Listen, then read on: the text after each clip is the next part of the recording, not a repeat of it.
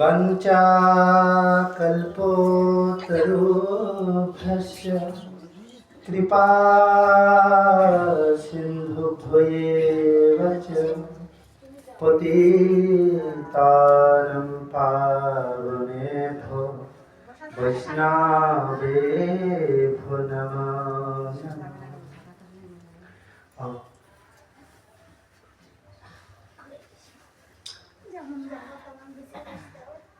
वन्दे तं राधिकानाथं करुणामृतवर्षिणं यत्कृपालब्धमात्रेण सर्वैरभीष्टां सुषुध्यते। श्रीकृष्ण चैतन्यमग्नचित्तं सद्दानमदञ्चितसुल्लभेऽहं सर्वैरभिरामं करुणावतारं श्रीराधिकानाथप्रभुं नमामि। यस्य प्रसादद भगवत्प्रसाद यस्य प्रसादन्न गति कुतयपि दयां स्तस्य यशस्त्रिशान्धं वन्दे गुरुश्रीचरणारविन्दम्। आजनलम्बितभुजौ कनकावदातौ सङ्कीर्तनैकपीतरौ कमलायताक्षौ विश्वम्भरौ द्विजवरौ जुगधर्मपालौ वन्दे जगत्प्रियकरौ करुणावतारौ। नमस्त्रिकालशताय जगन्नाथसुताय च सभृताय सपुत्राय सकलत्रयते नमः। नित्यानन्द नमस्तभ्यं प्रेमानन्दप्रदायिने कलौ कल्माशनाशय जन्नवापतये नमः। अद्वैताय नमस्तहस्ते महेशाय महात्मने यस्य प्रसादद चैतन्यचरणे जायते रतिः। गदाधरं मयं वन्दे माधवाचार्यनन्दनं महाभावस्वरूपाय चैतन्याय भिन्नरूपेण शिवाशकीर्तनानन्द भक्तगोष्ठिकवल्लभ तं नमामि महाजगेन भक्तरूप नारद। कृष्ण करुणा सिन्धु दीनबन्धु जगत्पते गोपेश गोपिकान्त राधाकान्त नमस्तुते। तप्त काञ्चन गौराङ्गी राधे वृन्दावनेश्वरी वृषभानुसुते देवी तं प्रणमामि हरिप्रिये। जयतां शूरतौ पङ्गमम मन्दमतेर्गति मच्छरवश्य पदाम्बुजौ श्रीराधमदन मोहनौ दिव्यारविन्दरण्यकल्पद्रुमाध श्रीमाद् रत्नगर सिंहासनस्थौ पृष्ठयादि विषव्योमानं शरामि श्रीमान रसरसारम्भे वंशीवटतटो स्थितौ कर्षणो वेणुर्शनै गप गपीनाथ सिंहासनं तमादिदेवं करुणानिधानं तमालवर्णं सहितावतारम् अपार संसार समुद्र सेतुं भजमहे भागवत स्वरूपं नमामि यस्य कस्य प्रसादतरम् अज्ञानतनापि ज्ञानाति सर्वगमनापि नमः भगवते वासुदेवाय नमः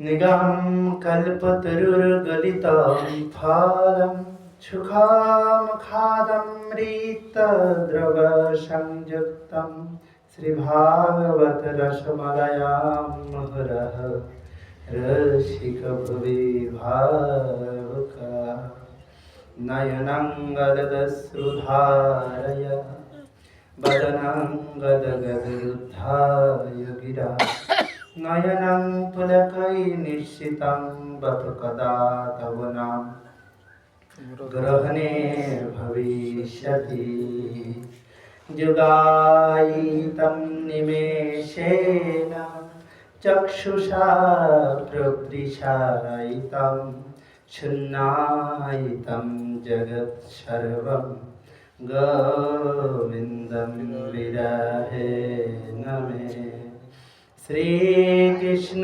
चैतन्य प्रभु नित्यानंद श्री अद्वैत गदाधर शिवसदि गौर भक्तवृंद जय रूप सनातन भट्ट रघुनाथ श्री जीव गोपाल भट्ट दास रघुनाथ এই ছয় গছয়ের করি চরণ বন্দনা যাহা হইতে বিঘ্ন নাশ অভীষ্ট পুরাণ ভক্ত গোষ্ঠীর সহিতে গৌ রাঙ্গ জয় জয় শুনিলে চৈতন্য কথা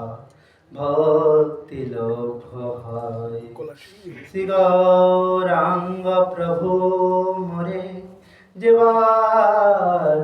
জীবনবাণী তাহা বিনা ভালো মন্দ কিছুই নাহি জানি সকল শ্রোতা ভক্তের চরণে দণ্ডবত করি সবে মিলে চরণ জুড়ে দেও মোর মস্তক উপরি কৃপা সিন্ধু দাস মোর হৃদয় বিলাস গুরাগুণ আশা করে তার দীন দাস হরে কৃষ্ণ কৃষ্ণ কৃষ্ণ হরে হরে হরে রাম রাম রাম হরে হরে ওম নমো ভগবতে বাসুদেবায় ওম নমো ভগবতে বাসুদেবায় ওম নমো ভগবতে বাসুদেবায় জয় জয় নিতাই গৌর প্রেমানন্দে হরি বল একটু উলুধ্বনি করেন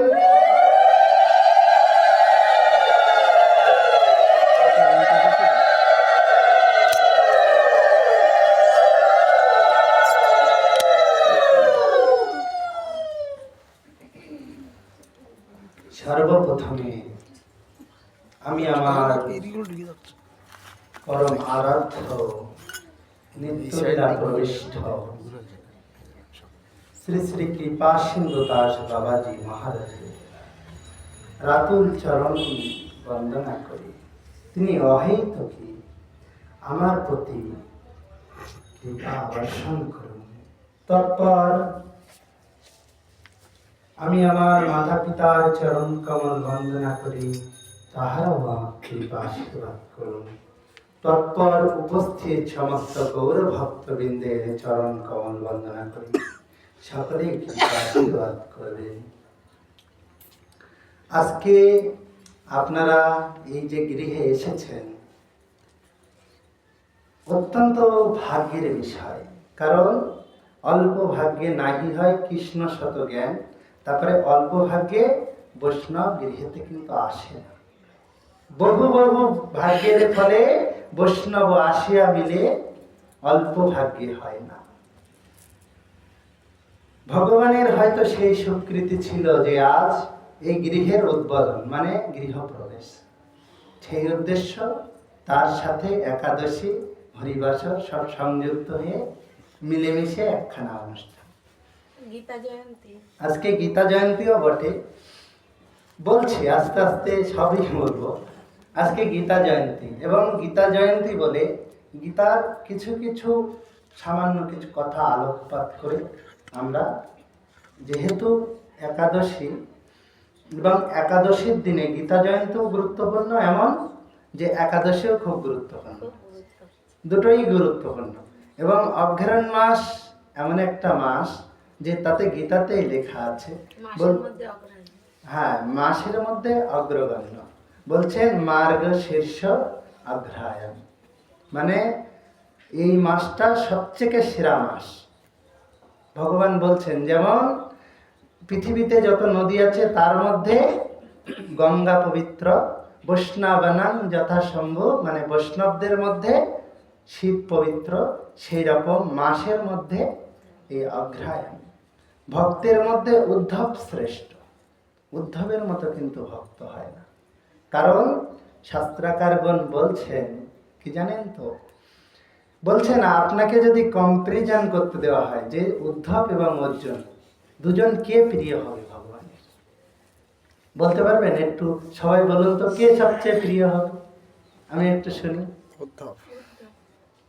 উদ্ধব সবার মুখে, যারা জানেন তারা উদ্ধব বলবেন। কারণ জানেন? কারণ আছে। বলছেন যে অর্জুনের টিউশন মাস্টার কে ছিল, মানে অর্জুনকে কে শিখিয়েছে? কৃষ্ণ। কৃষ্ণচন্দ্র। কিন্তু উদ্ধবকে কে টিউশন দিয়েছে? উদ্ধবকে কিন্তু টিউশন দিয়েছে গোপীরা, শ্রীমতী রাধারানী। আর যিনি রাধারানীর কাছে শিক্ষা গ্রহণ করেছেন ভগবত সেবা কিভাবে করতে হবে, তার উপরে কি আর কিছু হয়? কারণ রসগোল্লা জানে না আমার কিসে সন্তুষ্ট, আমার মিষ্টিটা কতটা দিলে আরো মিষ্টত্ব হবে। কিন্তু যে কারিগর সে কিন্তু ঠিক জানে, এবং যে আস্বাদনকারী সেও খুব ভালো জানে। সেই রকম ভগবানকে যিনি আস্বাদন করেন, আস্বাদন করে সবচেয়ে পরম প্রিয়সী এবং পরম শ্রেষ্ঠা রাধারানী, তিনি যাকে শিক্ষা দিয়েছেন যে কৃষ্ণকে কেমন ভাবে ভালোবাসতে হবে। মাত্র উনি বলেছিলেন উদ্ধব মহারাজ যখন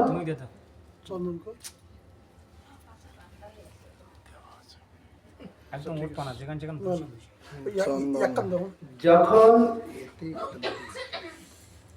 ঘরে যখন ব্রজধাম থেকে হবে পঞ্চবাচ্চা বলছেন, যখন ব্রজধাম থেকে আনছে ব্রজধামের হঠাৎ কৃষ্ণচন্দ্রের কি হচ্ছে, এক সময় উনি ওনার যে গৃহ মানে যে অন্দরমহল রাজপ্রাসাদে ছিলেন তো মথুরায়।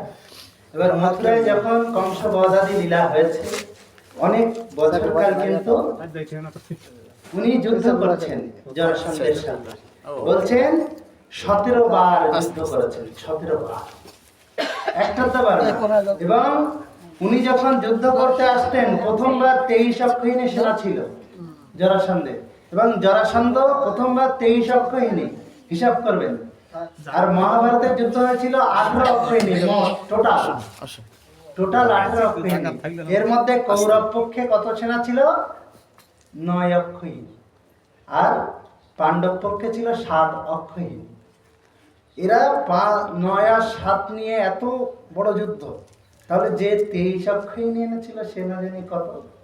বলতে হবে যে কৃষ্ণচন্দ্র কত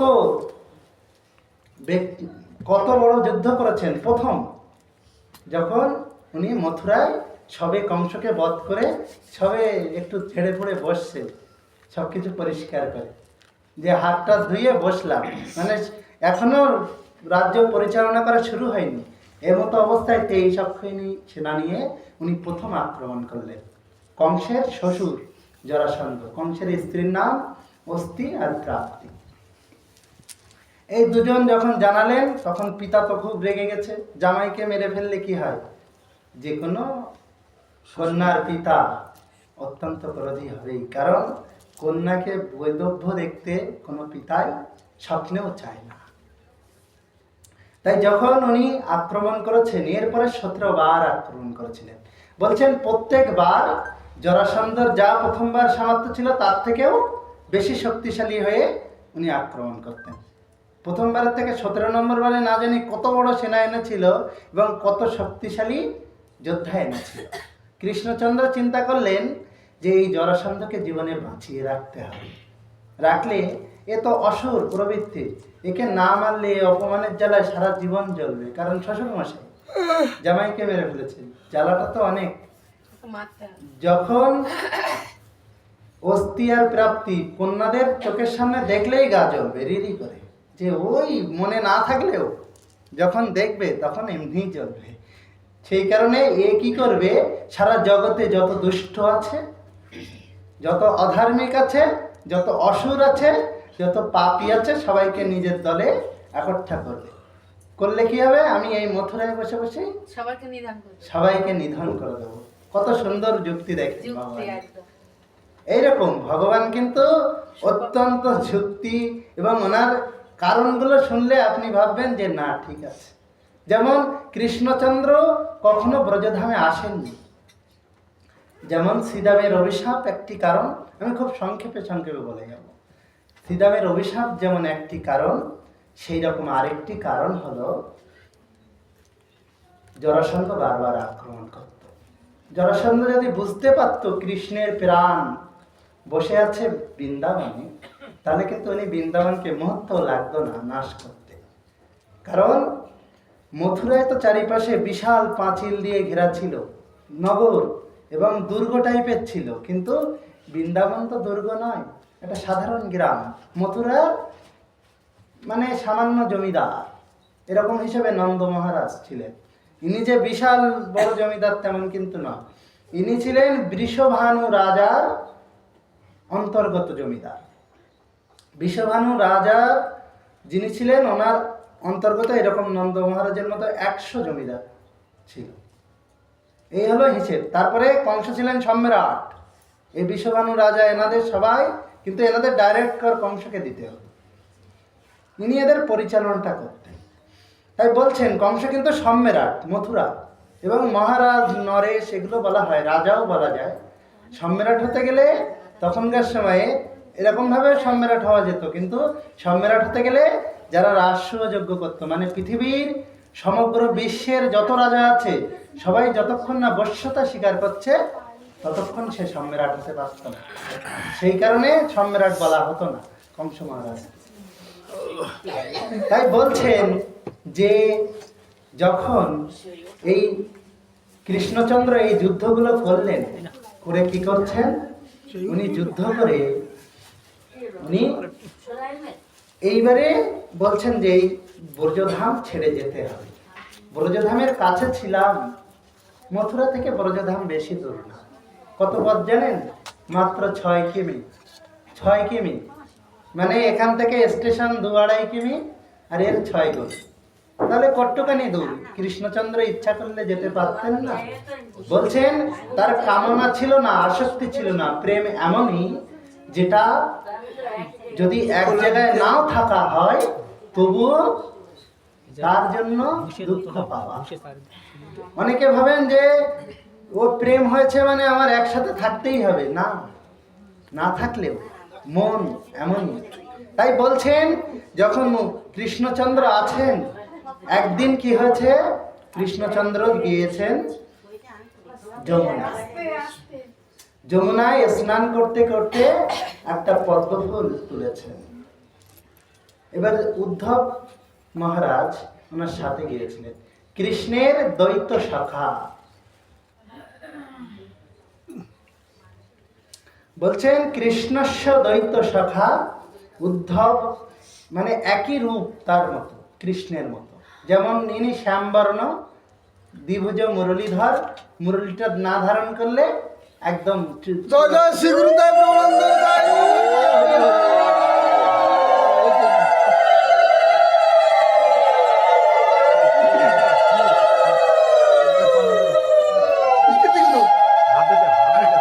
আঙুলে করে দাও। ঠান্ডা লেগে যাবে, খুলে দেবে। এইভাবে বৃন্দাবনে যায়, বুঝেছেন? ঠিকই। বৃন্দাবনে সব এই আঙুল দিয়ে ভালো। তাই বলছেন যখন উদ্ধব মহারাজ এই কৃষ্ণস্ব দ্বৈত শাখা, মানে উনি হলেন কৃষ্ণের প্রাণ ছিলেন, কিন্তু বলছেন উদ্ধবের মতো জ্ঞানী ব্যক্তি জগতে নাই। কেন? তিনি হলেন বৃহস্পতির শিষ্য, এবং জ্ঞানীদের মধ্যে অগ্রগণ্য হিসেবে উদ্ধবকে গণ্য করা হয়। ইনি এমন অনেক যুক্তি দেখিয়েছেন, এবং যিনি যার পরামর্শে স্বয়ং ভগবান কৃষ্ণ চলছেন, দাও। মানে বুঝতে হবে সে কম জ্ঞানী হলে কি তার পরামর্শ ভগবান নিতেন? আমার দাঁড়িয়ে কখনোই নয়। তাই বলছেন যে এই উদ্ধব মহারাজ যখন আছেন, তখন উদ্ধব মহারাজ বলছে দাঁড়াও মিত্র, আমি একটু স্নান করে আসি। তখন উনি ওই যমুনার কূলে কিছুটা কোমর পর্যন্ত জলে গিয়ে দেখছেন একটা পদ্ম ফুল ভেসে আসছে, সেই পদ্ম ফুলটা তুলে উনি শুকলেন। শুকে পদ্ম ফুলটা দেখে ওনার নয়ন থেকে আপনা অশ্রু বর্ষণ হচ্ছে, এবং তিনি হ্যাঁ রাধে, হ্যাঁ রাধে, রাধে বলতে বলতে ওখানেই ওনার আর জ্ঞান নাই। যখন উদ্ধব এমতো অবস্থায় দেখছেন রাধে রাধে বলতে বলতে কৃষ্ণচন্দ্র আর তার মুখের থেকে কোনো বাণী সরছে না, তখন উনি দৌড়ে নামলেন জলে, নেমে কৃষ্ণকে ধরেছেন দুবাহু দিয়ে। ধরে বলছেন সখা, এ তোমার কি হলো? কারণ তিনি সুস্থ সবল স্নান করতে নেমেছেন, এবার হঠাৎ যদি কোনো পদ্ম ফুল তুলে শোকে তখন কি হয়? তাই বলছেন তুমি এ কি হলো সখা? বলে উনি কোলে করে দুবাহুতে করে তুলে এনে রাজপ্রাসাদে এনেছেন, এবং তখন হই হই চৈ চৈ রব সারা রাজপ্রাসাদে। বাবা, ঠাকুরদা, মা, তারপরে জ্যেষ্ঠ ভাই বলরাম থেকে শুরু করে কারো মুখে শব্দ নেই এক ফোঁটা। বড় বড় যারা সমস্ত মথুরা যখন শুনতে পেয়েছে একটু করে যে কৃষ্ণচন্দ্র এরকম অজ্ঞান হয়ে গেছে, সবার তো প্রাণ, সবার তারণহার তিনি, তার যদি সামান্য কিছু হয় তাহলে সবার মন কেমন হয়ে ওঠে। তাই সবাই আকুলি বিকুলি রাজপ্রাসাদের সাইডে জনগণ ভরে গেছে যে আমাদের কৃষ্ণচন্দ্র যতক্ষণ না তার জ্ঞান ফেরার খবর পাচ্ছি আমরা ততক্ষণ কোনো কাজ করব না। তারপরে এই অন্দরমহলে সবাই কৃষ্ণের কক্ষের সামনে এসে বসে আছেন, রাজবৈদ্য এসছেন, আসলে বলছে উনি একটু নাকের ধারে তুলে ধরলেন, খুব সামান্য বায়ু প্রবাহিত হচ্ছে। যখন এরকম ধীরে ধীরে বায়ু প্রবাহিত হচ্ছে তখন রাজবৈদ্য বললেন এ রোগ কি রোগ জানি না, এ হয়তো কোনো মনোরোগ হতে পারে, কিন্তু কৃষ্ণচন্দ্রের হঠাৎ এমন কেন হলো? তখন উদ্ধব মহারাজ সেই পদ্মফুলখানি এনেছিলেন। পদ্মফুলখানি এনে বলছেন যে এই পদ্মফুলটা যখন কৃষ্ণচন্দ্র উনি শুকেছেন তখন উনি অজ্ঞান হয়ে গেছেন। এই পদ্ম পুষ্পে তো কোনো বিষ নাই। তখন ওই যে রাজবৈদ্য উনি পদ্ম পুষ্পটাকে পরীক্ষা করলেন, বললেন এ তো সাধারণ পুষ্পের মতোই পুষ্প, এতে যদি বিষ প্রয়োগ করা হতো তাহলে এর ক্ষতি হতো, কারণ পুষ্প অত্যন্ত কমন। পুষ্পে যদি কোনো রকম ক্ষতিকারক কিছু প্রয়োগ করা হয়, পুষ্প আগেই মুরঝা যাবে, মানে আগেই শুকিয়ে ওর সেই যে রূপ লাবণ্য পুষ্পের কিন্তু আর থাকবে না। তাই তখন বলছেন এ তো কিছুই হয়নি, কিন্তু ভগবানের এমন কেন হলো? অনেকক্ষণ পার হলো, রাজবৈদ্য কোনো কিছু পেলেন না। তখন সবাই বলছেন উদ্ধব তুমি থাকো, আমাদের তো রাজকার্য আছে, সবাই হলে খবর দেব এই বলে। কিন্তু সবাই তো যেতে চাচ্ছে না, তবুও উদ্ধবকে কাছে রেখে সবাই কক্ষ থেকে বেরিয়ে গেলেন, কারণ এখন একটু নিরাপত্তা প্রয়োজন। যখন উদ্ধব মহারাজকে কাছে রেখে সবাই চলে গেছেন, তখন কৃষ্ণচন্দ্র আস্তে আস্তে তার নয়ন খুলেছেন। খুলে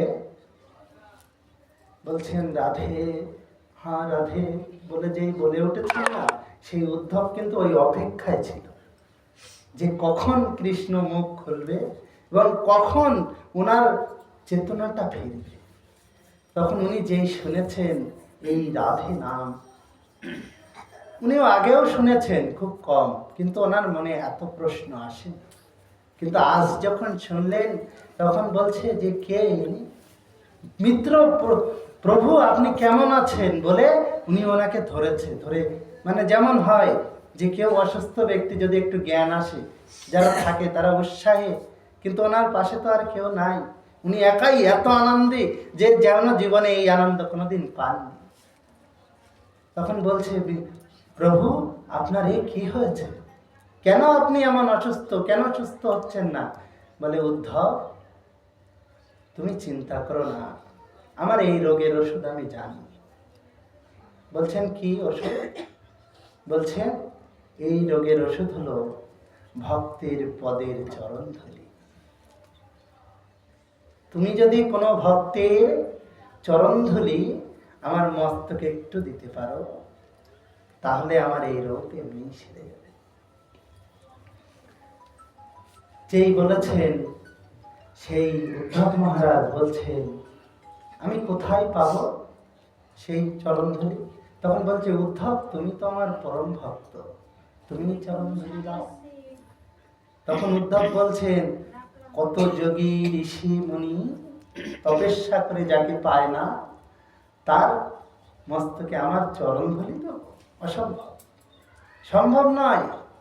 কেন? আমার যে কোন নরকে কোথায় যে গতি হবে তার ঠিক নেই। যেই উদ্ধব মহারাজ বললেন, তখন বলছেন তুমি তো দেবে না, আর কেউ দেবে? বলছে তেমন কারো আমার জানা নেই জগতে যে তোমার মস্তকে চরণধূলি দেবে, এহেন খবর জগতে কিন্তু আর কারো কাছে জানা নাই। তখন উদ্ধব মহারাজ এত জ্ঞানী, তবুও উনি একটা কাউকে খুঁজে পাচ্ছেন না যে একটু চরণধূলি দেবে ভগবানের জন্য। এবং আমরা যে এই তিলক ধারণ করি না, ভগবান দেখবেন কৃষ্ণের তিলক আছে, রাধারানীর নাই। আছে? কোথাও দেখেছেন যে রাধারানীর কপালে একখানা তিলক পরানো? বলছেন যার পাদরেণু সে কি করে পড়বে? সম্ভব? গোপী চন্দন,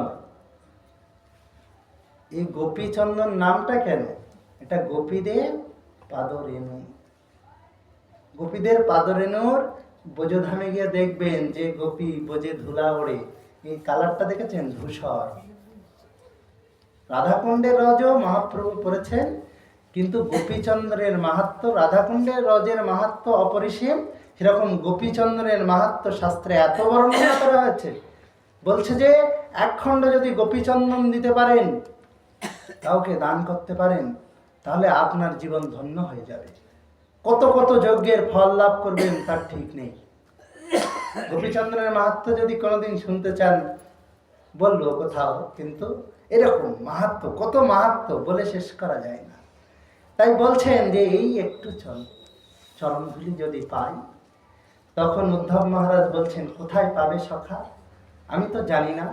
তা বলছে শোনো সখা, আমি যাদের জন্য কাঁদছি, এই যে আমার রোগ, বলছে সখা তুমি তো পরম জ্ঞানী, তোমার তো কাঁদা শোভা পায় না। কেন? না তুমি আমাদের প্রভু, এবং তুমি জানো জগৎ ব্রহ্মময়, জগতে নিরাকার ব্রহ্ম। আগে এরকম উপাসনা হতো যে নিরাকার ব্রহ্ম মানে জ্যোতিকে উপাসনা করা হতো, এখনো হয়। আর্য সমাজি থেকে শুরু করে অনেকেই নিরাকার ব্রহ্মের উপাসনা করে, মানে যার হাত নেই, কান নেই, পা নেই, কিছুই নাই, একটা জ্যোতি মাত্র। এখনো হয়, কিন্তু শাস্ত্রাকার বলছেন যে ভগবান সাকার নিরাকার দুই প্রকার, যে যেমন ভাবে। কেন বলছেন? বলছেন নিরাকার কখন? যখন ভগবানকে আমি দূর থেকে দর্শন করছি। সূর্যকে দূর থেকে দেখেন, অগ্নিপিণ্ড, তাছাড়া কিছু দেখতে পাবেন? সূর্যের 7টা রথ আছে, ওখানে অরুণ আছে, সে রথ ধরে বসে আছে, 7টা ঘোড়া আছে, তাই তো? সূর্যদেব ওখানে, তো ওনার তেজ যা জগতে পড়ে, এগুলো দেখতে পাচ্ছেন।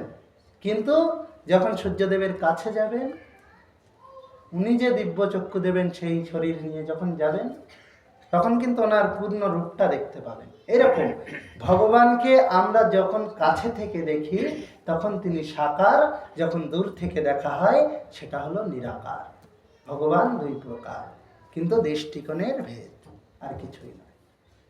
তাই বলছেন যে হে উদ্ধব, এই যে কাঁদি তুমি, উনি বলছেন তুমি নিরাকার ব্রহ্মের উপাসনা তখন ওই পর্যন্তই ছিল, তার উপরে আর কিছু দেননি। এটা জগতে ঢেলে দিয়েছেন মহাপ্রভু, করুণার অবতার। তাই বলছেন যখন উদ্ধব মহারাজ এইভাবে বসে আছেন শুনছেন, তখন উনি বলছেন যে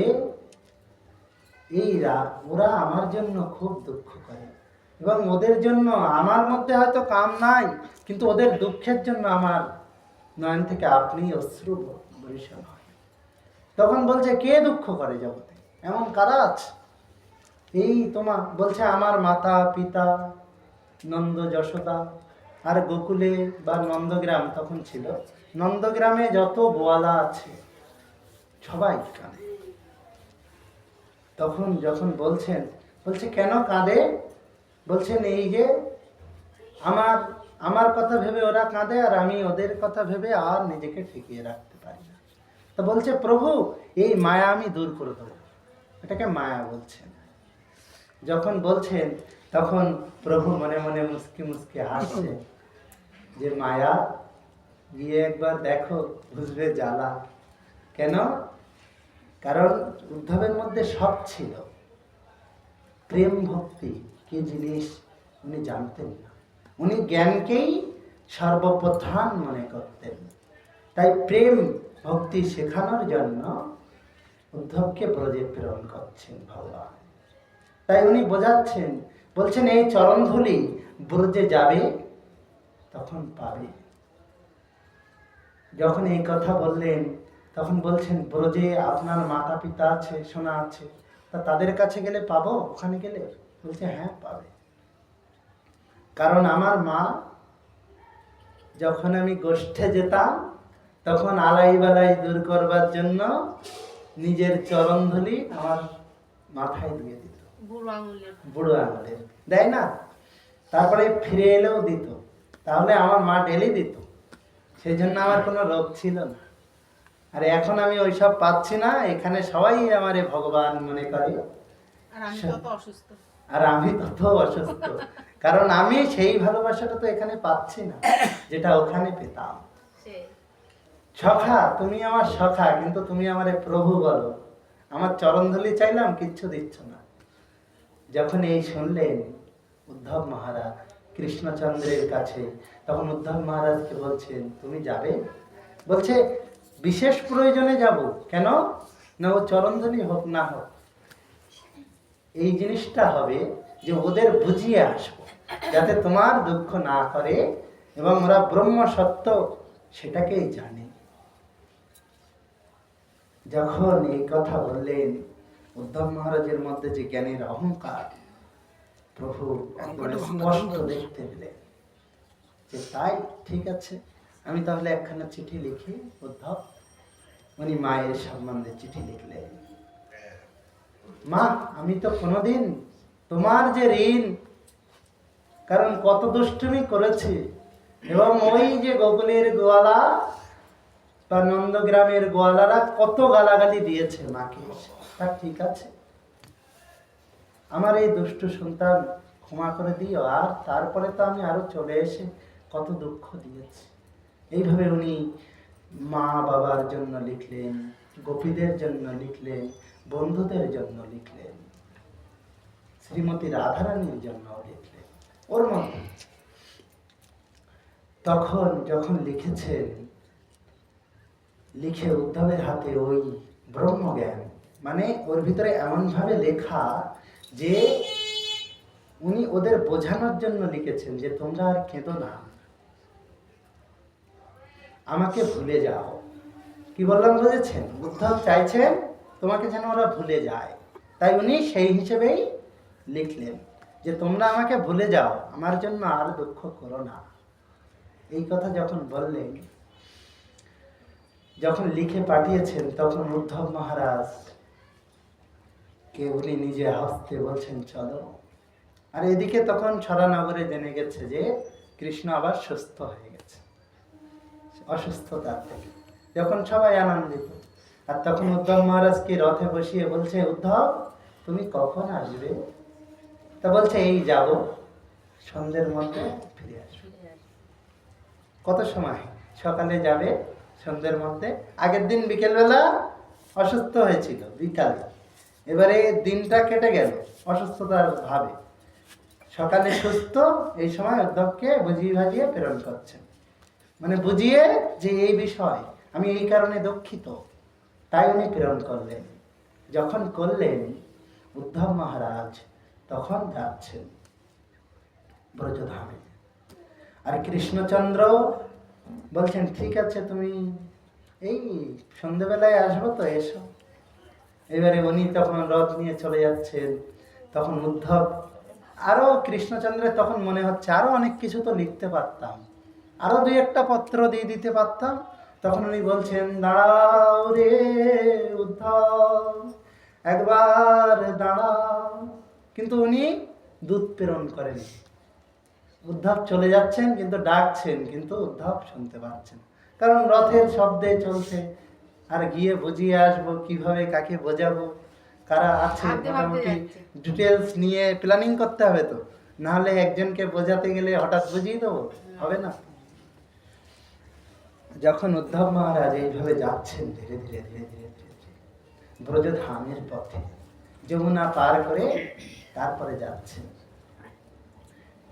যেতে যেতে এক জায়গায় দেখছেন সখাগণ। উনি দেখছেন না, এই যেমন পুছুরিকা লোটা আছে না গোবর্ধনে, শুনেছেন তো না? তাহলে গোবর্ধনে কারা, বৃন্দাবনে কারা গেছেন? হাত তুলুন। অনেকেই গেছে। হ্যাঁ, হাত তুলতে কি লজ্জা? বৃন্দাবনবাসী। হ্যাঁ, না বৃন্দাবনবাসী, তাই কি সবাই গেছেন কিন্তু ভুলে গেছেন, আর কিছু না। আমি জানি পুছুরিকা লোটা হলো গোবর্ধন পর্বতের পিছনের দিকটা, ওটাকে পুছুরি বলে, তাই তো? এবার ওইখানে আছে পুছুরিকা লোটা, মানে একটা মন্দির আছে। অর্ধেকের বেশি রাস্তা গেলে তারপর ওইটা পড়ছে। হ্যাঁ, একদম লাস্টের দিকে, পেছনের দিকে পুছুরি যেটা বলে, ওই পুছুরিকা লোটা, ওই কাছাকাছি একটা মন্দির আছে। ওর গায়ে দেখবেন এরকম গোবর দিয়ে স্বস্তিক চিহ্ন আঁকা প্রচুর পরিমাণে, একটার দানা প্রচুর পরিমাণে স্বস্তিক চিহ্ন। আর ওই স্বস্তিকের মাঝখানে অনেক জায়গায় টাকা ঢোকানো আছে একখানা করে, গোবরের কারখানা। একদম মানে কি দে, একদম হেবি সুন্দর দেখতে। আমরা বলি এ তো অদ্ভুত, এমন দৃশ্য পাবেন না কোথাও আর। এবারে পুছুরিকা লোটা এইখানে যখন কৃষ্ণচন্দ্র ব্রজধামে যাচ্ছিলেন, সেই সময় ওখানেই থেকে এক আমাদের বাবার মুখে শোনা যে বলছেন শ্রীদাম কৃষ্ণের সবচেয়ে প্রিয় সখা। প্রথম প্রিয় হলো মধুমঙ্গল, আর দ্বিতীয় প্রিয় মানে দ্বিতীয় নম্বর সখা হলো শ্রীদাম, রাধারানীর ভাই। এবারে এই শ্রীদাম যখন যাচ্ছিলেন, ওনারা তিন ভাই, তিনটে আছে, মানে বিষবাণু রাজারা তিন ভাই, এবার তার ভিতরে বিষভানু, সুভানু আর চন্দ্রভানু। ঠিক আছে, বিষভানুর কন্যা রাধারানী, চন্দ্রভানুর কন্যা চন্দ্রাবলী, আর সুভানুর পুত্র জাত্যত কুত্যুত হলেও ভাই। এবারে জাত্যত কুত্যুত হলেও কি বলেন তো, আগে ভাইদের এতটাই মিল ছিল জাত্যত কুত্যুত বোঝা যেত না। যেমন এই রামেরা মা আলাদা সবার, কিন্তু ওনাদের প্রাণের ভাই। দেখেছেন, একজনের সামান্য কিছু হলে না আরেকজন কি করবে তার ঠিক নাই। এইরকম ভাই মানে এরকমই হওয়া উচিত। তাই বলছেন এই শ্রীরাম যখন যাচ্ছিল তখন উনি ওই পুছুরিকা স্থানে একটা লাঠি পুঁতেছিলেন। পুঁতে বলেছিলেন, কৃষ্ণ এই লাঠিটা পুঁতে রাখলাম। পুছুরিকা লোটা, মানে এই লোটা মানে লাঠি বলা হয়, লাঠিকে ওখানে লোটা বলে। এবারে ওইখানে উনি লাঠিটা গেড়ে দিয়েছিলেন, মানে পুঁতে দিয়েছিলেন। এবারে দণ্ড ওটা সন্ন্যাসীদের হয়, ওখানে ব্রজবুলি ভাষা একটু আলাদা, বুঝেছেন? কারণ ব্রজবুলি ভাষার ভাগবত কথা শুনি, সেগুলো একটু আলাদা, হিন্দি নয়, মানে হিন্দির মতো কিন্তু হিন্দি নয়। তাই বলছেন এই ব্রজের ভাষা পুছুরিকা লোটা, ওইখানে উনি লাঠি পুঁতেছিলেন। পুঁতে দেখাচ্ছিলেন যে এইখানে আমি লাঠি পুঁতে রেখে গেলাম, তোকে বলছি কানাই, তুই যে যতদিন না আসবি আমি এইখানে এসে অপেক্ষা করব। উনি বাড়ি যেতেন, গরু চড়াতে আসতেন, ওখানে বসে বসে অপেক্ষা করতেন। এবার উনি উদ্ধব যেদিন ঢুকছেন ব্রজে, এইখানে অপেক্ষা করছেন, এবং সখারা কাছাকাছি আছে, সমস্ত সখারা। তখন দূর থেকে দেখতে পাচ্ছেন ওই তো আসছে একখানা রথ। যখন রথখানা মথুরার দিক থেকে আসছে তখন দেখে বলছেন, অন্যান্য সখারা বলছে, আরে ওই তো আমাদের কানাই আসছে, আমাদের কানাই আসছে বলে ঊর্ধ্বশ্বাসে দৌড় লাগিয়েছে সবাই। মধুমঙ্গল বলছে, এই চল চল শ্রীরাম, তুইও চল, এখানে বসে কি আছিস, ওই দেখ কানাইয়ের রথ আসছে, বহু বছর বাদে আসছে, চল চল চল তাড়াতাড়ি যায়।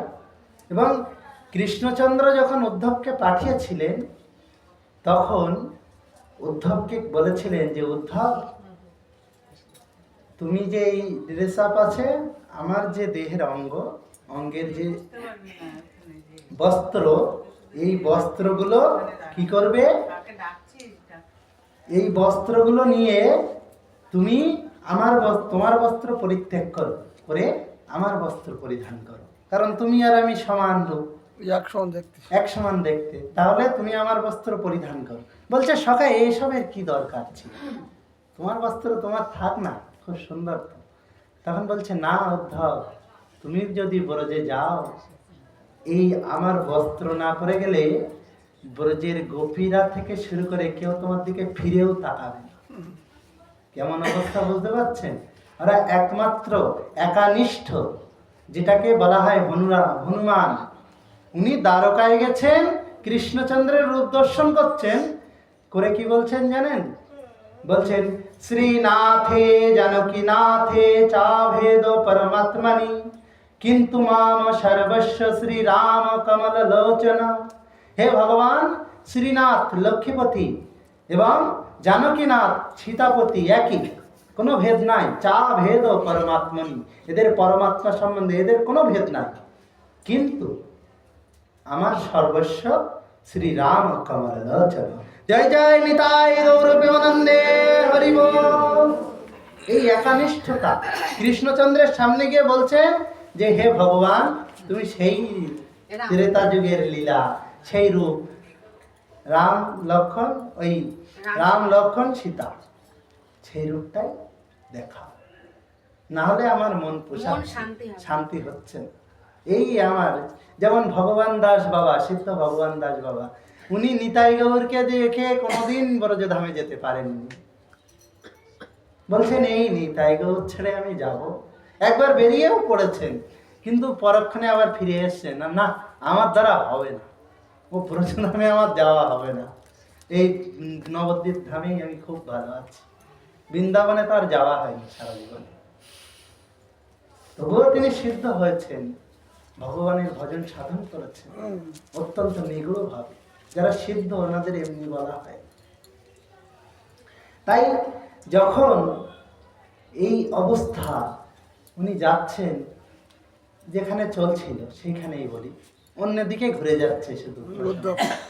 উদ্ধব মহারাজ যখন ঢুকছেন রথ নিয়ে, তখন মধুমঙ্গল, শ্রীদাম, সুদাম সবাই দৌড়চ্ছে, আরে ওই তো কানাই আসছে, চল চল চল।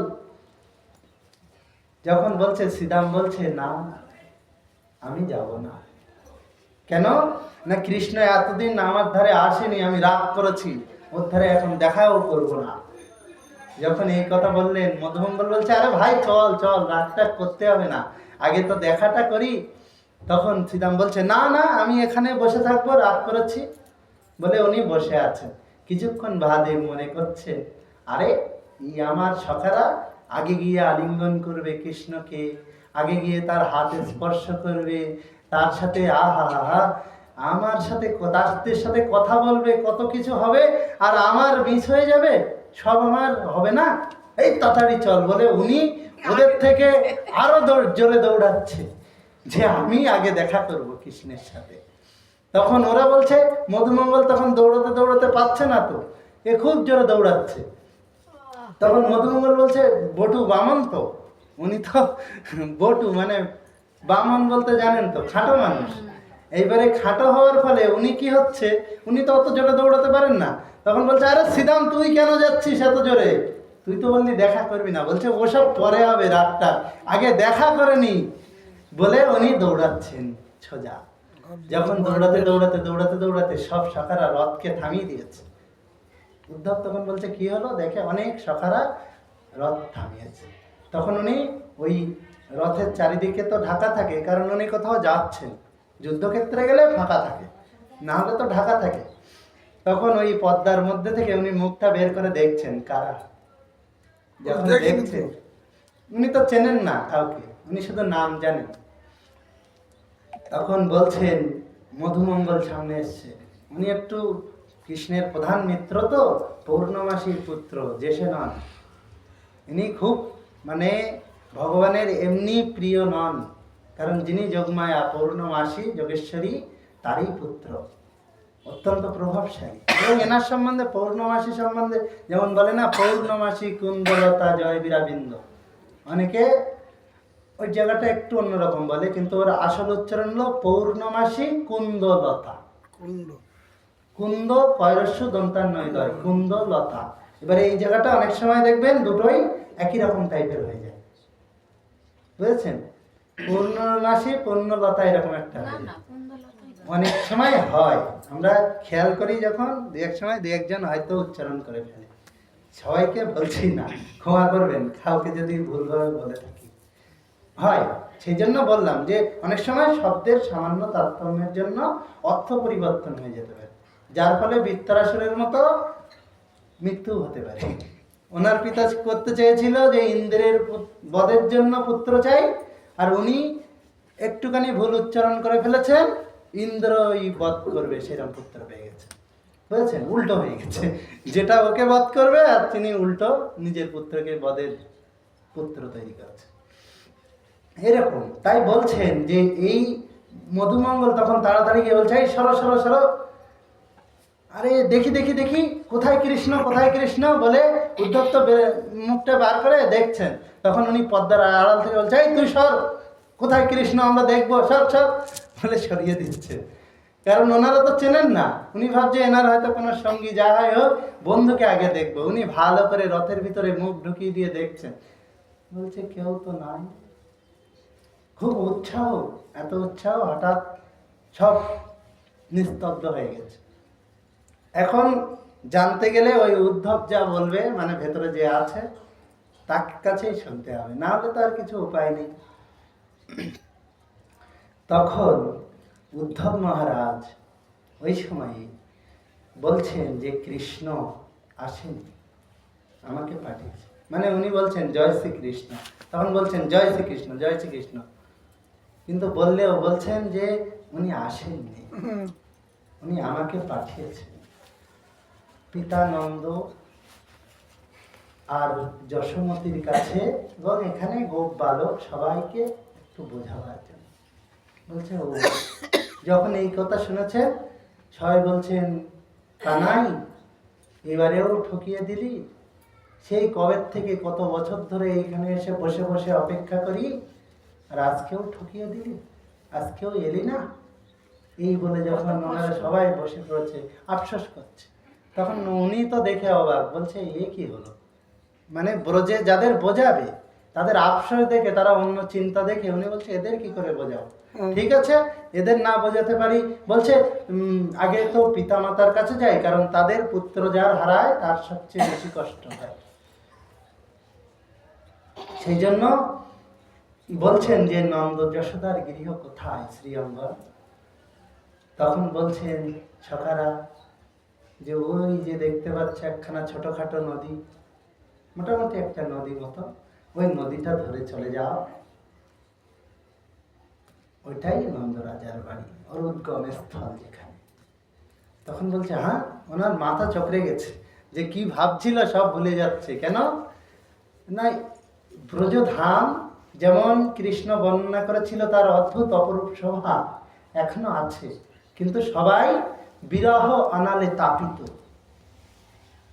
শোভা যেমন পদ্মফুল তো ফোটে, কিন্তু সেই ভাবটা, সেই আনন্দটা যারা করে, ওটা দেখে ধরেন আপনি খুব কায়দা করে ঘর সাজালেন, কিন্তু ঘরের মালিকের মনে ভীষণ দুঃখ, যতই ঘর সাজান হবে না, আনন্দ হবে না। সেরকম সবাই গ্রামের লোক দুঃখী, গরু বাছুর থেকে সবাই দুঃখী, তাহলে যতই সাজা প্রকৃতি নিজেকে, ভগবান নিজের ব্রজধাম যতই সাজান, তবুও কিন্তু সেই আনন্দটা উদ্ধব মহারাজ উপলব্ধি করতে পারছেন না। যখন উদ্ধব মহারাজ গেছেন তখন উনি বলছেন এই নদী কি করে একটা গৃহ অঙ্গন থেকে নদী আসতে পারে, কারণ আমার জ্ঞানে অনুযায়ী কোনোদিন আমি পাইনি এইরকম অবস্থা, যে একটা নদী কোনো গৃহ থেকে আসবে, অসম্ভব। তখন বলছেন যাও, গেলেই বুঝতে পারবে। তখন উদ্ধব মহারাজ আবার রথে চড়ে চলছেন, রথ যেমন চলে, এবার রথে চলতে চলতে চলতে চলতে উনি নন্দ বাবার গৃহের সামনে রথ নিয়ে দাঁড়িয়েছে। তখন ওই নন্দগ্রামের যে ব্রজবালা, কারণ গোপেরা সবাই কি করতে যায়, গোচারণ করতে যায়, গোপীরাই গৃহে থাকে বেশিরভাগ, সবসময় বাচ্চারা থাকে আর গোপীরা, আর সবাই গোপালন করতে যায়, কারণ যার যা কাজ। যেমন দেখবেন একটা বাড়িতে গিয়ে যে কাজের মানুষ সে বেরিয়ে গেছে, এখন হয়তো চাকরি বাকরির জন্য সবাই বেরোয়, কিন্তু বেশিরভাগ ক্ষেত্রে এটাই হয়, বাড়িতে পাবেন না। ওরকম গোপীরা তখন যেই দেখছে, আরে কি সুন্দর একখানা রথ, আগে একবার এসছিল, মনে হচ্ছে সেই কুরুরটা আবার এসছে, ওনার নাম অক্রুর, যার মধ্যে ক্রূরতা নাই, তা বলছে মনে হয় সেই কুরুরটা আবার এসছে, মানে ওর কুরুরে ভর্তি, আমাদের মনটা দুঃখে ফেলে দিয়ে চলে গেছে, তাই ওনাকে কুরুর বলছে।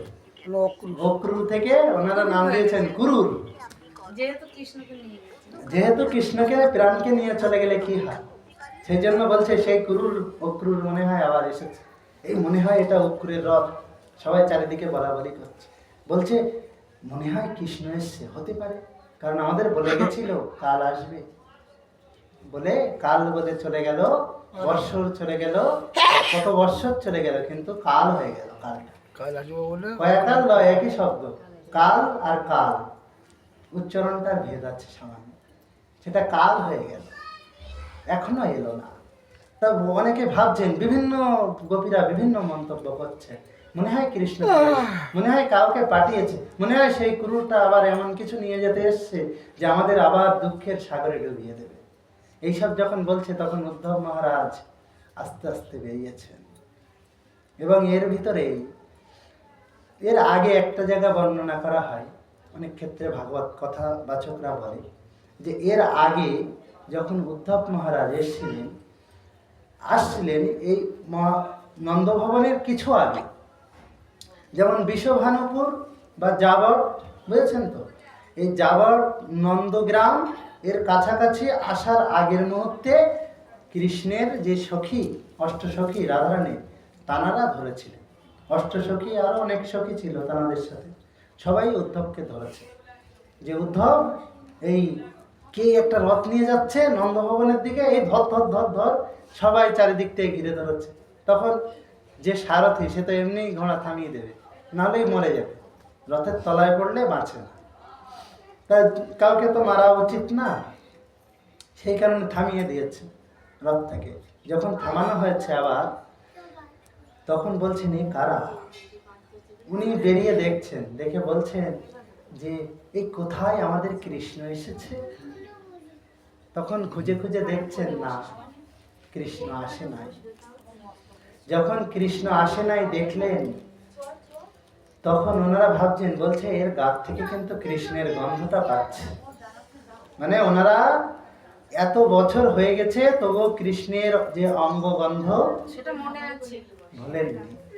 কৃষ্ণ যে আতর ব্যবহার করতেন সেটা বলেননি। কৃষ্ণ কিন্তু চন্দনের আতর ব্যবহার করতেন, এই জন্য ডেলি চন্দন দিই আমরা। কেন দিই? সব কিছুর কারণ আছে। ঘন্টা বাদন করি, ঘন্টার মধ্যে সমস্ত বাদ্য আছে, যে ঠিক বাজাতে পারে ওই ঘন্টার মধ্যে সব বাজিয়ে দেবে। এরকম প্রত্যেকটা জিনিস ভগবানের সেবা পূজায় খুঁটি নাটি থেকে যা লাগে সব কিছুর মাহাত্ম আলাদা, এক একটার মাহাত্ম আছে। যখন উদ্ধব মহারাজ দেখলেন এই অবস্থা, তখন বলছেন তোমরা কারা? বলছে আমরা গোপী। তা বলছে তুমি কেন এসেছো? তখন বলছে আমি এই কৃষ্ণের একটা চিঠি নিয়ে এসেছি, চিঠিটা হাতে আছে, চিঠি নিয়ে এসেছি। বলছে ও, তা চিঠিতে কি আছে? বলছে চিঠিতে কই দেখি দেখি দেখি, চিঠিতে মনে হয় আমার নাম লেখা আছে। সব গোপীরা ভাবছে, কারণ সবাইকে কৃষ্ণ এমন ভাবে ভালোবাসতেন যে সবাই ভাবতো আমাকেই সবচেয়ে বেশি ভালোবাসে। তাই সবাই বলছে মনে হয় আমার নামটা লিখেছে। ওই কই দেখি দেখি, ওনাকে আর বলতে দিলেন না কিছু। মোটামুটি উঠে হাত থেকে চিঠি কেড়ে সবাই চিঠিটা খুলেছে। এবার খুলে তো জানে না পড়াশোনা, গোপীরা কিন্তু খুব বেশি লেখাপড়া শিখতো না। কেন না? ওদের কাজ হলো গোয়ালা। ডেলি সকালবেলা ঢোকো গোয়াল ঘরে, সব কাজ বাজ করো সারাদিন, রান্না বান্না টুকটাক করো, এই কাজ সারা জীবনে। তাহলে আমার ওই লেখাপড়া শিখে কি হবে? কিন্তু এনারা ছিলেন সর্ববিদ্যায় পারদর্শী, ভগবানের সখী তো, বা ভগবান নিত্য লীলার নিত্য পাশ্চাত্য, খুব ভজনীয়। এনারা সবাই 64 বিদ্যায় পারদর্শী, এবং 64 বিদ্যায় সবচেয়ে সেরা যিনি, তিনি হলেন আমাদের শ্রীমতী রাধারানী। তাই যখন এনারা ওই চিঠিটা পেলেন, তখন ওই সবাই এই দেখি, আমি একটু দেখি, কিছু বুঝি কিনা, এই আমি একটু দেখি, এই বলতে বলতে যে যার মতো টান দিয়েছে। আর একটা কাগজের পত্র কি হয়, একদম যার হাতে এক একজন এক একটা খণ্ড ভাগ করে নিয়ে চলে গেছে। এবার উদ্ধব তো একা বসে আছে মাঝখানে, বললো ব্যাপারটা কি হলো? যার একটু ব্রহ্ম জ্ঞান উপদেশ, সামান্য উপদেশ পাওয়ার জন্য কত যোগী যোগী মহারিষিরা পায় না, আজকে তার এত বড় জ্ঞান, এরা কি করছে? এরা একদম ছিঁড়ে ফুঁড়ে নিয়ে চলে গেল সবাই। তখন ওনার খুব ক্রোধ হচ্ছে, কিন্তু কিছু বলতে পারছে না, কাকে বলবে? সবাই দেশে নিয়ে বলছে এই মনে হয় কৃষ্ণ এই লেখার কাগজে তো অবশ্যই স্পর্শ করেছিল লেখার সময়, তাই মুখে দিচ্ছে কেউ, ওইটাই চুম্বন করছে, যে টুকরো যার হাতে আছে সেটাকে চুম্বন করছে। এবার সবাই জানে মেয়েরা ঠোঁটে কি পরে, লিপস্টিক। এবার আপনি বলবেন তখনকার সময় ছিল কি? আরে তখনকার সময় ভারত এতটাই উন্নতি ছিল যে সব কিছুই ছিল, কিন্তু পরবর্তীকালে অন্যরা শাসন করেছে, ভুলিয়ে দিয়েছে। যেমন ভারতের শিক্ষা ব্যবস্থা যখন 1757 সালে পলাশির যুদ্ধের আগে, তখন ভারতবর্ষে 7.5 লক্ষ গুরুকুল ছিল, বড় বড় নামি নামি যদি 7.5 লক্ষ গুরুকুল থাকতে পারে ভারতবর্ষের বুকে ইংরেজরা আসার আগে, এখন কটা আছে? 2-250 খুঁজে পাবেন না তাই ঠিক করে। আমরা গুরুকুলে আর পড়াই না, যে কারণে আগে ধর্মের জন্য প্রাণ দিয়ে দিত সনাতনীরা, প্রাণ দিতে এক ফোঁটাও দ্বিধাবোধ করতো না। কিন্তু আজ গুরুকুল সিস্টেম নেই, প্রাণ দেওয়ার সিস্টেমও উঠে গেছে, নিজের ধর্ম রক্ষারও সিস্টেম উঠে গেছে। সেই জন্য আমরা একটু চেষ্টা করি যে ভাগবত কথা বা ভাগবত ক্লাস চালানো, যারা পারবেন আসবেন, আবার এইখানেই শুরু হবে। আমরা বলে দেবো, সবাইকে জানিয়ে দেবো যে এইখানে একটু ভাগবত কথা 1 ঘন্টা শুনলেন, তার ভিতর আনন্দ হলো, অনেক কিছু হবে, আবার হবে। আমরা করতাম একখানে, আবার সেখান থেকে এখানে শুরু হবে। এবারে সবাই কৃপা করবেন যেন করতে পারি। তাই বলছেন উদ্ধব মহারাজ যে এইখানে যখন গোপীরা সবাই নিয়ে চলে গেল না, ওনারা শেখেননি বলা হয়, কিন্তু না, ওনাদেরও শিক্ষা ব্যবস্থা ছিল এবং শিক্ষা ব্যবস্থায় ওনারাও পারদর্শী, কিন্তু ভগবানের হাতের ছোঁয়া যার কাছে এতই মূল্যবান যে পড়ার সময় নাই। কি বললাম বলছেন, যে পড়াটার সময় নাই, ওনার কাছে এতটাই মূল্যবান যে উনি ওই স্পর্শটা অনুভব করতে চাচ্ছেন, হৃদয়ের ভালোবাসাটা, সেটাই দেখাতে চাইছেন। তাই আজকে উদ্ধব মহারাজ যখন দেখছেন, আর ওনারা সবাই মুখে চোখে, কেউ ওইটা নিয়ে মুখে দিয়ে অশ্রুপাত করছে এবং ভিজে যাচ্ছে কাগজটা, কেউ চুম্বন করছে, এইসব যখন হচ্ছে, কেউ অঙ্গে মাখছে, আহা হা হা প্রভু হৃদয়ে ধারণ করে ক্রন্দন করছে, এক এক গোপী এক এক বৃক্ষ তলে যখন এইভাবে সকলেই ক্রন্দন করছে, উদ্ধব মহারাজ দেখলেন এই পরিস্থিতি তো খুব বেগতিক, যে আমার কন্ট্রোলের বাইরে, যে আমি সবাইকে বলবো ধাউকি দেবো, কে শোনে কার কথা, কি কে শোনে কার কথা, ও নিজের কাজে ব্যস্ত। আপনার ধরেন কেউ কাজ করছে, সে যদি কান পোড়া মতো নিজের মতো করতে থাকে, আপনি শত বলছেন শুনছে না, তখন কি তাকে বলে কাজ হয়? ওরা নিজের মতো ভগবানের যে ভালোবাসা সেটাকে প্রকট করছেন, দেখ সেটাকে অনুভব করার চেষ্টা করছেন। যখন এই করছেন, তখন সব সখীরা মিলে যুক্তি করছে, এই এই ললিতা, এই বিশাখা, এতে কি লেখা ছিল একটু যদি জানতে পারতাম, ওই বেটা এনেছে, ওই মনে হয় জানে, চল চল গিয়ে দেখি। এইবারে সবাই ওই খণ্ডগুলো হাতে করে এনেছে, এই পড়ো পড়ো পড়ো কি লেখা। এবার সবাই যে দিয়েছে, উদ্ধব মহারাজ তো দেখছে, এটাই ঠোঁটের লিপস্টিক, ওটাই চোখের জল, কোন লেখা কোথায় কি আছে সব মুছে, আর কিছু বোঝার ওনার সামর্থ্য নাই। তখন উনি যখন দেখলেন, তখন উদ্ধব মহারাজ কিন্তু ওখান থেকে চিঠি তো গেছে, এইবারে উনি নন্দ ভবনের সামনে আসে, মানে উনি যেখানেই আসছেন, ব্রজধামে যেটুখানি এগোচ্ছেন, বেগতিক পরিস্থিতি, ওনার কন্ট্রোলে কোনো পরিস্থিতি নেই, যেটাই দেখছেন তাই।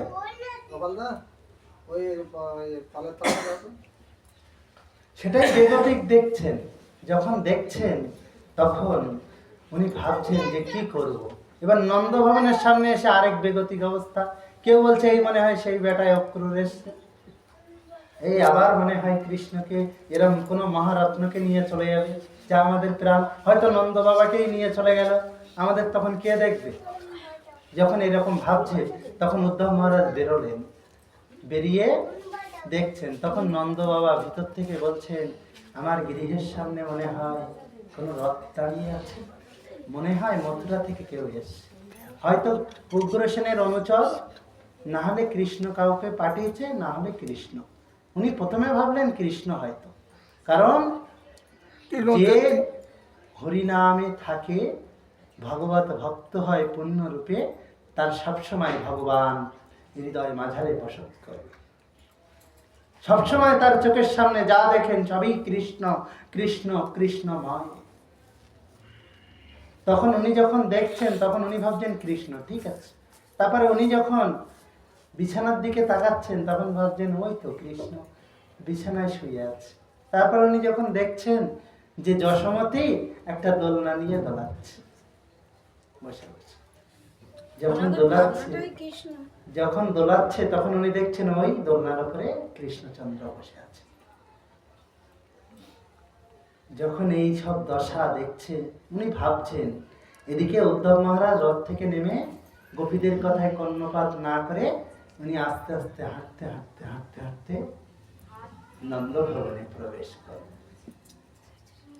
যখন নন্দভবনে প্রবেশ করলেন তখন দেখছেন যে নন্দ রানী একটা খালি দোলনা দোলাচ্ছে আর বলছে, বাবা কত সুন্দর লাগছে, কতদিন তোকে দোলা দিই না, তুই কতদিন চলে গেছিস মথুরায়। বলে উনি অঝোর নয়নে ক্রন্দন করছেন আর দোলা দিচ্ছেন। আর নন্দ বাবা বলছে, বাহ বাহ, তুমি দোলা দাও, একটু একটু ননি সব নিয়ে এসো, একটু খা। তখন যশোমতী তাড়াতাড়ি রন্ধন কক্ষে ছুটে গেছে, গিয়ে একটু ননি এনে বলছে, বাবা নে খা খা। বলে উনি অঝোর নয়নে ক্রন্দন করছেন। তারপরে হঠাৎ দেখছেন নেই চোখের সামনে, উনি এখানে তো কিছু নেই। তখন উনি মূর্ছাগত প্রায়।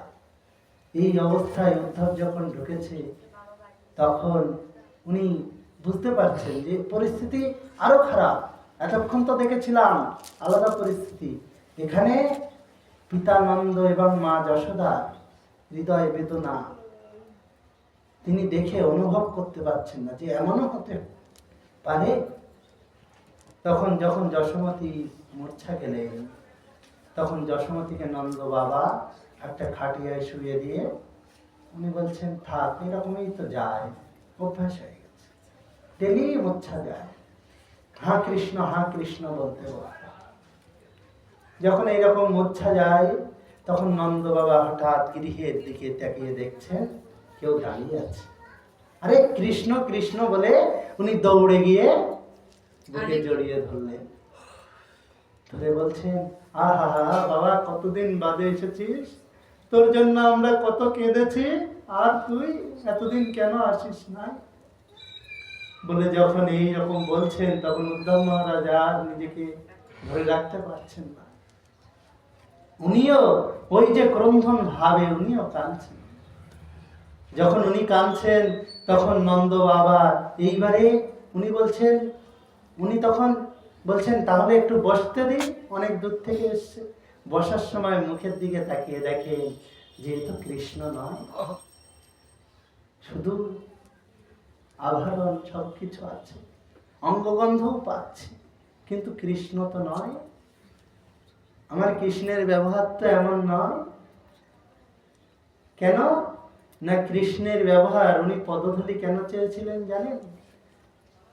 নন্দ বাবার খুব ভালো লাগতো একটা কাজ, উনি ডেলি প্রায় সময় করতেন। যখন বাইরে যেতেন তখন উনি ডেলি ভুল করে জুতো না পরে যেতেন বাইরে। একদিন এইরকম হয়েছে, উনি বাইরে জুতো না পরে গোয়াল ঘরে থাকলে জুতো পরতে নেই, কারণ গোয়াল ঘর যার ইনকামের জায়গা, দেখবেন একটা দোকানে বা যখন সবজির ব্যবসায়ী তাদের চটের ওপর একটু জুতোটা একটুখানি তুলে দেখবেন, তারপরে আপনার হয়ে যাবে। ওখানে ও যা গালি দেবে কল্পনা করতে পারবে, কারণ ওর ওটা ইনকামের স্থল। সেই রকম পূজ্য তুল্য, কারণ এখান থেকে আমি খাই। সেরকম ওনারা কিন্তু গোয়ালে জুতো করে কোনোদিন প্রবেশ করতে নাই, উনিও করতেন না। তা উনি বলছেন, এই আমার দরকার এসছে, বলরাম দুধটা তাড়াতাড়ি নিয়ে যা। তখন দুধের বালতি দিয়েছেন বলরামের কাছে, বলরাম তো ছিলেন বাল্যকালে।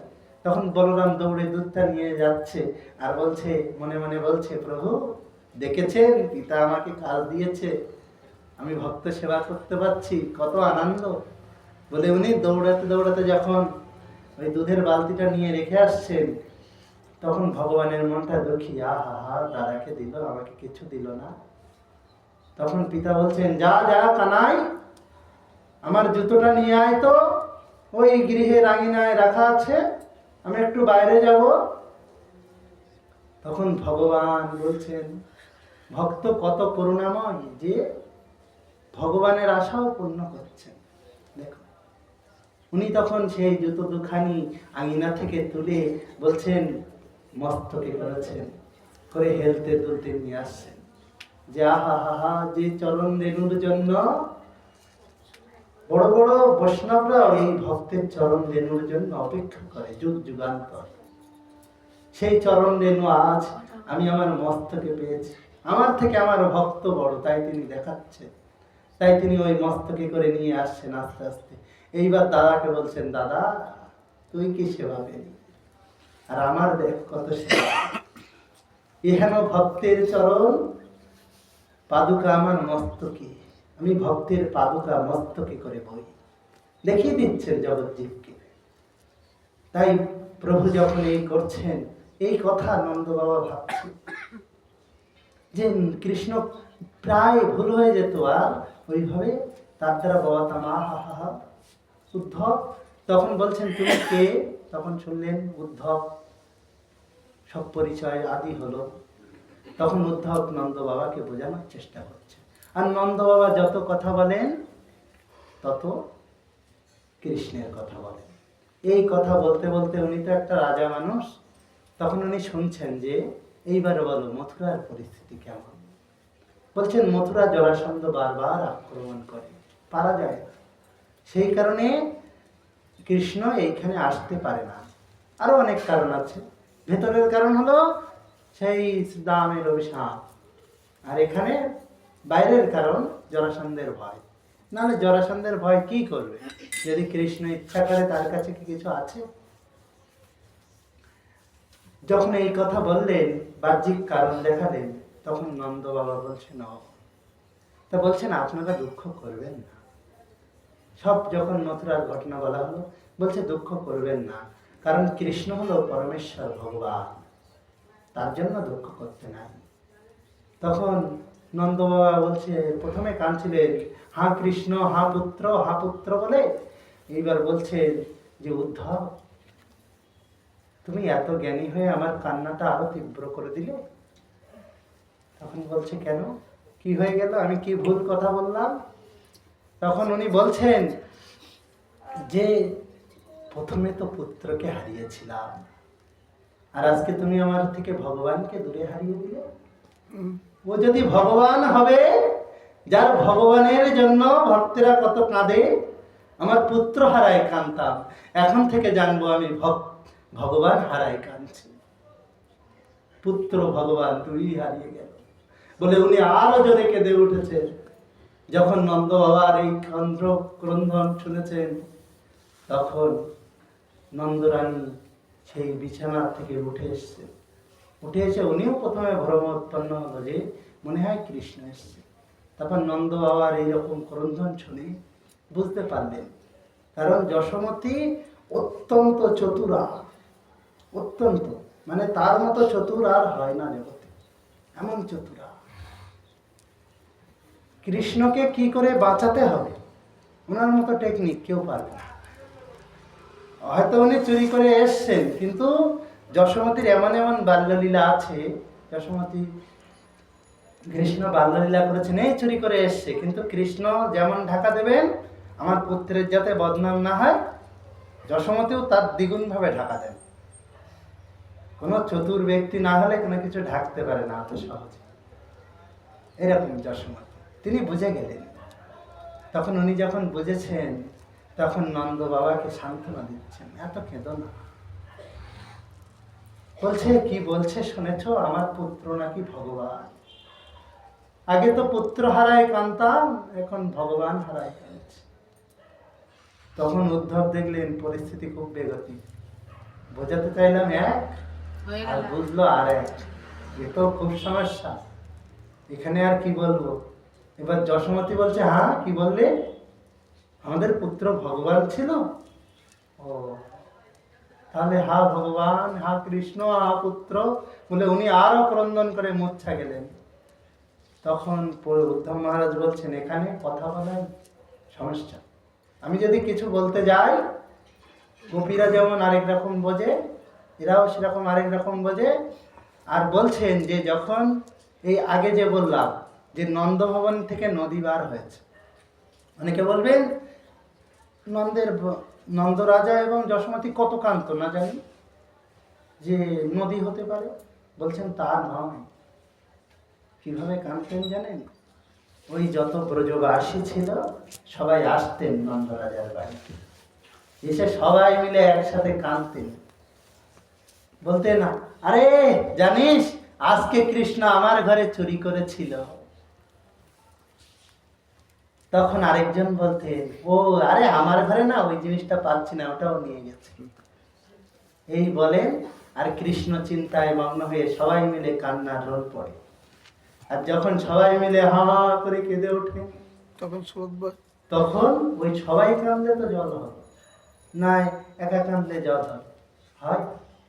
সবাই যখন কাঁদতেন এক জায়গায়, তখন নদী তৈরি হয়ে গেছে, বহু বৎসর ধরে কাঁদছেন। এই মতো অবস্থায় নন্দরানী বোঝানো গেল না, সখাদেরও বোঝানো গেল না ঠিক। আর এই এরা যা সন্দেহ করছিল ব্রজবাসীরা, তাদের তো বোঝানো দূরের কথা। এইবারে ইনি বলছেন, ভগবান যার জন্য কান্ত আমার তার ধারে যেতে হয়। ওনার মুখে একটাই নাম, রাধা রাধা রাধা, হ্যাঁ রাধে বলে কান্ত। আজকে যখন এই ভাব, তাহলে আমরা এখন একটু অন্য প্রসঙ্গে যাই, কারণ একাদশী তো অনেকটা বেজে গেছে, আমরা মাহাত্ম্যটা শুনি।